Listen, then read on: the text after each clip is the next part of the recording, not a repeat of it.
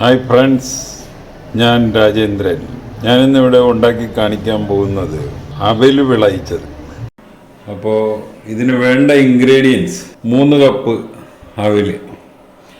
ഇത് 2 തരം അവിൽ കിട്ടും നമുക്ക്. ഈ വെളുത്ത അവിലും ഈ ഒരു ലൈറ്റ് ബ്രൗൺ കളറിൽ. നമുക്കിതാണ്, ഞാനിപ്പോൾ ഇതാണ് എടുത്തിരിക്കുന്നത്.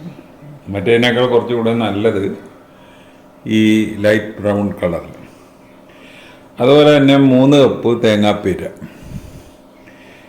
1.5 കപ്പ് ശർക്കര, 2 ടീസ്പൂൺ നെയ്യ്. 1.5 കപ്പ് ശർക്കരയ്ക്ക് നമ്മൾ ഒരു 1/2 കപ്പ് വെള്ളം. പിന്നെ അതിൽ ഇടാനുള്ള എള്ള്, പൊട്ടുകടല, അണ്ടിപ്പരിപ്പ്. ഇതൊക്കെ നമുക്ക് ആവശ്യത്തിനെടുക്കാം.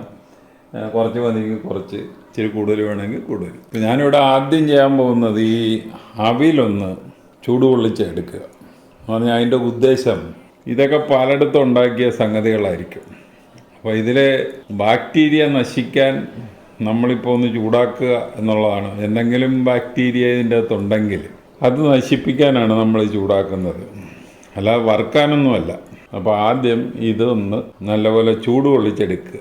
അതിനായിട്ട് ആദ്യം കടായി അടുപ്പത്ത് വെക്കുക, എന്നിട്ട് അവിൽ അതിലോട്ടിടുക. നമ്മൾ ഈ അവില് നല്ലപോലെ ഒന്ന് ചൂടാകുക എന്നുള്ള ഉദ്ദേശമേ ഉള്ളൂ, അല്ല വറുക്കുകയൊന്നും ചെയ്യുന്നില്ല കേട്ടോ. അപ്പോൾ നമ്മുടെ ഇവിടുത്തെ മെയിൻ ഉദ്ദേശം എന്ന് പറയുന്നത് അണു നശീകരണം.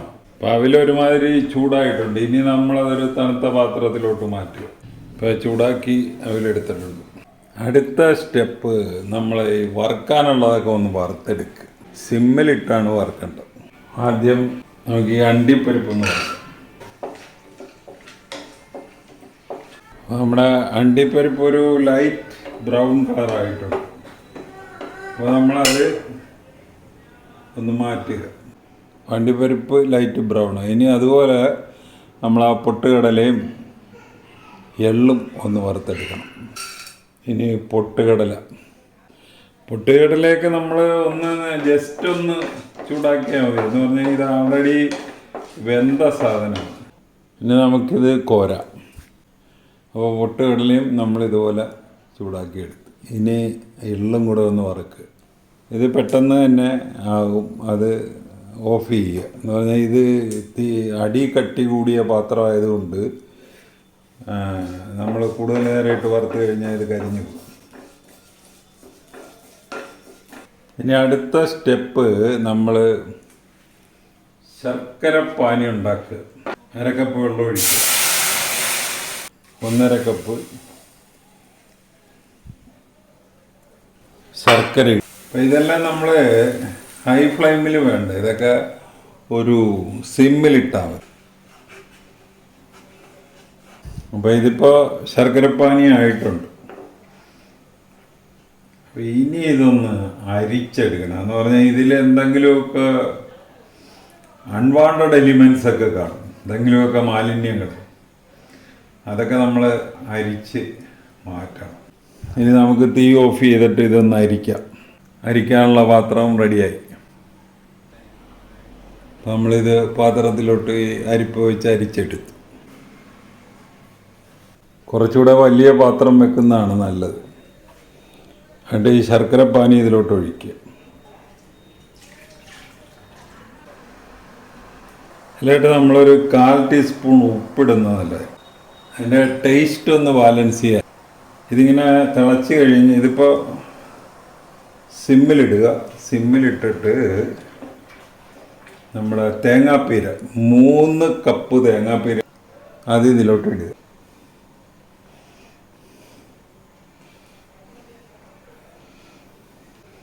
നല്ലപോലെ ഇളക്കുക. ഇതിൽ കുറച്ച് വെള്ളം ഇപ്പോഴും ഉണ്ട്. അത് നമ്മളിതിങ്ങനെ മാറ്റിയിട്ട് നോക്കുമ്പോൾ കാണുന്നത് വെള്ളം ഊറി വരുന്നത്. അത് കൂടെ ഒന്ന് വറ്റിച്ച് കളയണം. വറ്റിച്ച് കളഞ്ഞിട്ട് വേണം നമ്മൾ അവിലിടാനായിട്ട്. അപ്പോൾ നമ്മൾ വെള്ളം വറ്റിച്ച് കഴിഞ്ഞിട്ട് അവിലിട്ടിരിക്കണം. അവിലിട്ട് കഴിഞ്ഞ് നല്ലപോലെ മിക്സ് ചെയ്യുക. നല്ലപോലെ അവിൽ മിക്സായിട്ടുണ്ട്. ഇനി ഇതിലോട്ട് നമ്മൾ ആ വറുത്ത് വെച്ചിരിക്കുന്ന അണ്ടിപ്പരിപ്പ്, പൊട്ടുകടല, എള്ള് ഇത്ര ഇടുക.